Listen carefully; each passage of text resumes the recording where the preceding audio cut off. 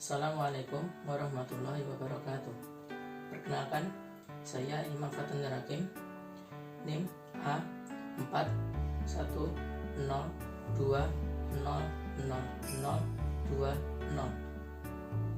Di sini saya akan mempresentasikan pemikiran filsafat Al-Ghazali, yaitu berisi tentang biografi tokoh, pemikiran tokoh, dan penerapannya dalam dunia pendidikan. Yang pertama yaitu biografi. Abu Hamid Muhammad bin Muhammad Al-Ghazali At-Tusi Asy-Syafi'i lahir di Tus pada tahun 1058 atau 450 Hijriah dan meninggal di Tus pada tahun 1111 Masehi atau 14 Jumadil Akhir 505 Hijriah pada umur 52-53 tahun. Beliau adalah seorang filsuf dan teolog Muslim Persia yang dikenal dengan sebutan Al-Ghazal pada abad pertengahan dunia barat. Berkuliah Hamid karena salah seorang anaknya bernama Hamid.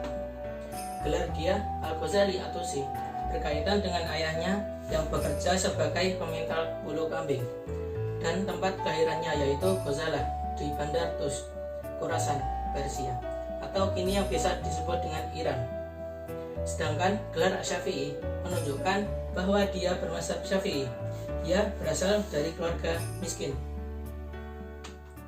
Beliau mengikuti aliran Islam Sunni, Syafi'i, Asy'ari, berminat dalam hal teologi, filsafat Islam, fikih, sufisme, dan lain-lain.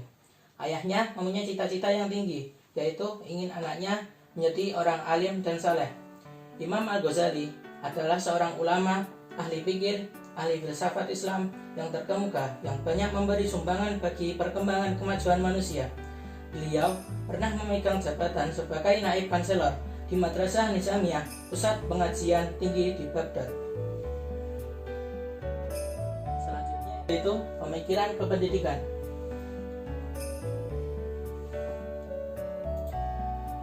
Selama kepemimpinannya di Madrasah Nizamiyah di Baghdad, Al-Ghazali melanjutkan kebijakan kependidikan pendahulunya yang dengan menerapkan sistem pendidikan berkelas sesuai dengan tingkat kompetensi siswa.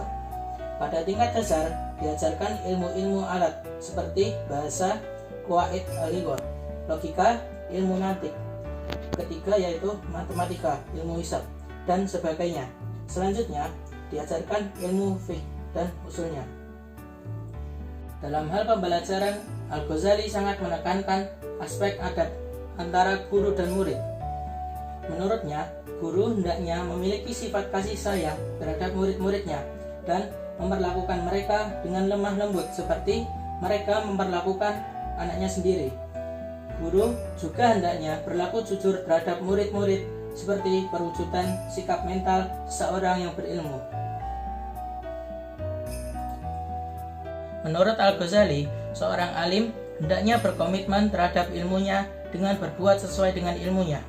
Seorang alim juga hendaknya dapat menimbulkan motivasi yang tinggi kepada orang lain agar memiliki semangat yang tinggi untuk menuntut ilmu. Tidak gengsi mengatakan tidak tahu jika memang tidak tahu. Tidak mengatakan sesuatu kebenaran pada orang yang diyakini tidak memiliki kemampuan istitoah dalam memahami dan mengamalkan kebenaran tersebut, seperti kebenaran konseptual atau filosofis dalam masalah ilmu kalam. Seorang alim juga hendaknya adalah pendengar yang baik sehingga dapat menghargai pendapat orang lain dan bersedia menerima suatu argumen yang benar sekalipun datang dari lawan debat.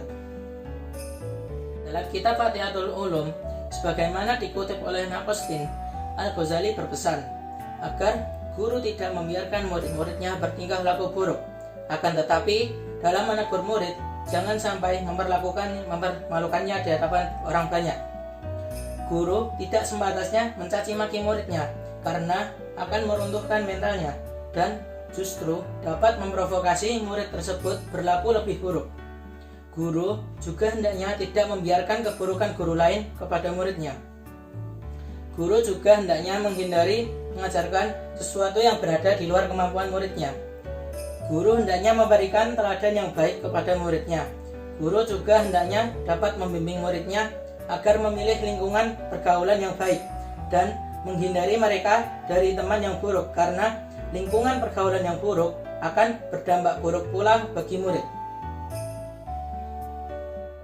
Muhammad Husni menjelaskan bahwa salah satu tema pendidikan terpenting dari Al-Ghazali adalah pentingnya riyadhah, pendisiplinan atau pembiasaan, dan tarbiyah, pengaturan kegiatan pembelajaran, sehingga jiwa seseorang terkondisikan untuk selalu haus akan ilmu dan tidak cepat berputus asa dalam memahami semua yang sulit.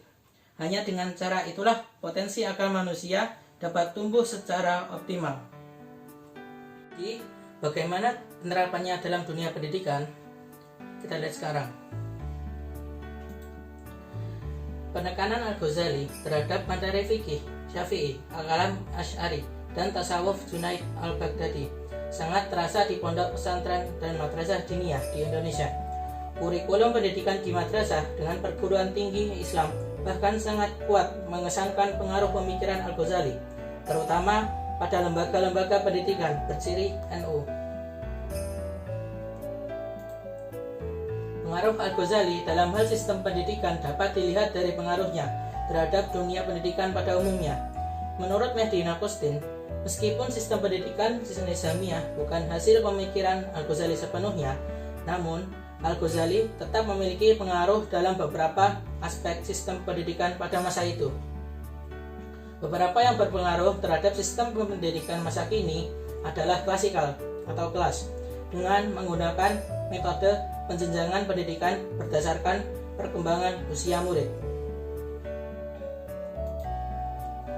Al-Ghazali juga diyakini berpengaruh terhadap sistem pendidikan yang menganut pola asrama, sebagaimana dikembangkan oleh pondok pesantren dan berkembang lebih lanjut menjadi boarding school.